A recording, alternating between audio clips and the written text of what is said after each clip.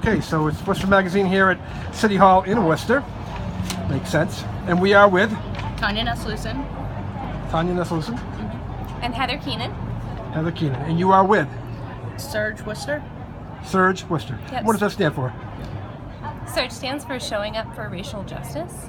It's a national organization with local affiliates, and the goal of SURJ is to motivate white people to join in the multiracial movement for equality.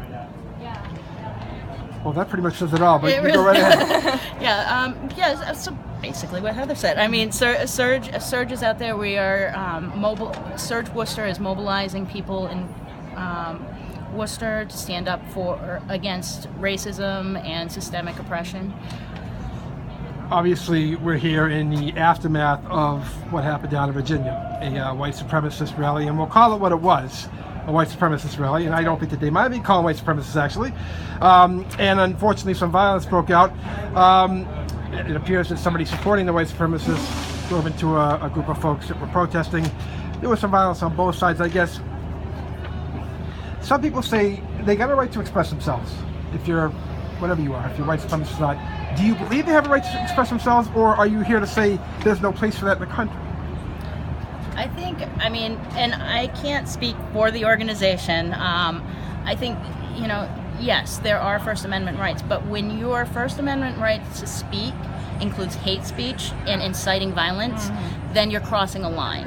And I think that's very much what when you have what you had in Charlottesville, which is a group of armed militia going to assert their First Amendment rights, you are going under the supposition and the presumption that violence is going to break out and that you are going to cause violence and that you are supporting violence. So I think what was going on there was completely crossing a line. And I think further, really what we need to do is we need to start breaking down. You want to properly dispose of this? You need to start breaking down what's behind it. You need to start breaking down people believing that it's okay to believe that any race is better than another race. Absolutely. This doesn't come in a bubble. This doesn't come out of nowhere. We have a long history of racism in the country, and we think that it is far past time that white people engage in that and engage in actively dismantling it as well.